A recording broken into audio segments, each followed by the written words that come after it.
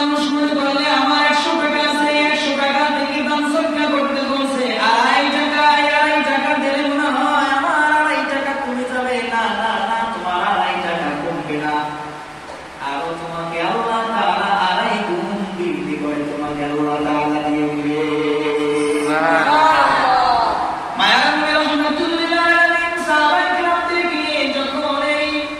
আলোচনা করলেন, আল্লাহ নবী যখন আলোচনা করলেন, আলোচনা শুনছেন একজন ইহুদি মহিলা শুনছেন যে আল্লাহ রাস্তায় সদকা করে দিলে নাকি আল্লাহ তাআলার দ্বীন বাড়ায় যায়, সম্পদ কমায় না। এই সম্পদের দায়িত্বটা কি নিজ আল্লাহ নিজে নিয়ে নেয়।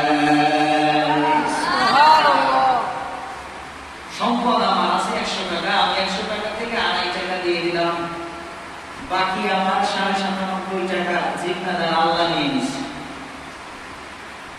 ওই বিধর্মী মহিলা যখন এই মায়ানবী রাহমাতুল্লিল আলামিনের এই আলোচনাটি শুনলেন, বক্তব্যটি শুনলেন, আলোচনাটি শোনার পরে সে তার যে সম্পদ আছে 40টা ভাগ করে 1 ভাগ সে দিয়ে দিল আল্লাহর রাস্তায় গরিব মিসকিনদেরকে। দিয়ে দেওয়ার পর তার অন্যান্য ব্যবসা করতেছে। বিগত অনেক দিন হয়ে গেল, অনেক দিন মক্কা মদিনা থেকে সিরিয়া একদল লোক তার ব্যবসা বাণিজ্য নিয়ে উট নিয়ে পাঠাই দিলেন ব্যবসা করার জন্য। ওই মহিলা ভাবতেছে আল্লাহর নবী বলছেন আল্লাহর রাস্তায় দান করলে নাকি সম্পদ আল্লাহ নিজে হেফাজত করেন। সিরিয়ার উদ্দেশ্যে যখন এই উট নিয়ে তার ব্যবসার একদল লোক পাঠিয়ে দিলেন, যখন সিরিয়া থেকে ব্যবসা করে লাভবান হয়, আবার যখন নিজ স্থানে আসতেছে, এমন সময় খবর হয়ে গেল যে যার যার ব্যবসার উট নাকি ডাকাতের কবলে পড়ছে, সব ডাকাতে ছিনতাই করে নিয়ে যাইতেছে। এখন ওই বিধর্মী মহিলা চিন্তায় পড়ে গেল, বলতেছেন যে আল্লাহর নবী কি বললেন আর কি হইতেছে। আল্লাহর নবী বললেন আল্লাহর রাস্তায় যদি কোনো সম্পদ দান সদকা করে তাহলে এই সম্পদের দায়িত্ব নিজ আল্লাহ নিজে হয়ে যায়। এখন যদি কি এই সম্পদ তো ডাকাতের কবলে পড়ছে, এখন কি করবো? তোমার বুঝবো যে নবীর কথা সত্য নয়। নবীর কথা যদি সত্য না হয়, আমার ওই লোকের আসার পর নবীকে অপবাদ দেওয়া হবে।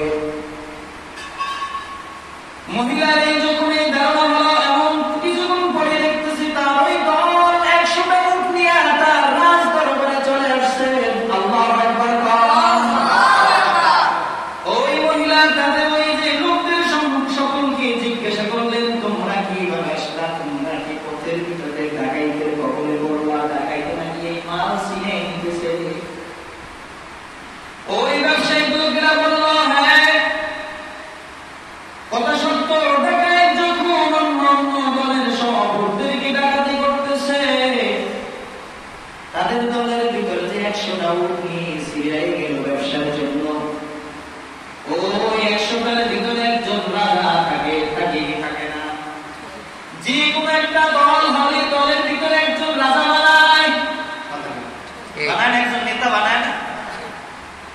যে কোন একটা দল হলে বা গ্রামবাসীর ভিতরে একটা মহল্লার যদি কোনো কিছু মিটিংকে বসে সেখানে একজন নেতা বানায়, যে সব কিছু আলোচনার পর একজনের রায় দেবে, এই রায় মতন সব চলবে। নেতায় যদি দাঁড়াইতে কয় তাহলে দাঁড়ায়, আবার বসতে কইল তাদের পয়সা যায়। ঠিক ঠিক না? ওই উটের ভিতরে একজন উটকে নেতা বানানো হয়েছে, সে সামনে চলে, সব সময় সামনে চলে।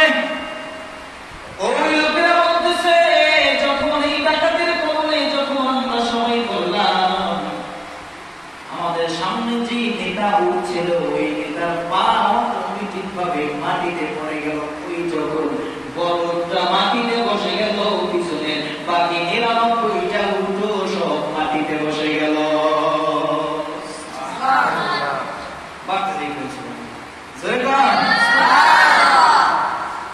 এখন দেখতেছে যে লোকেরা যে উট নিয়ে ব্যবসা করতে গেছে, তারা ওই উটকে এত জাগাইতে চায়, এত উঠাইতে চায়, উট দাঁড়াও।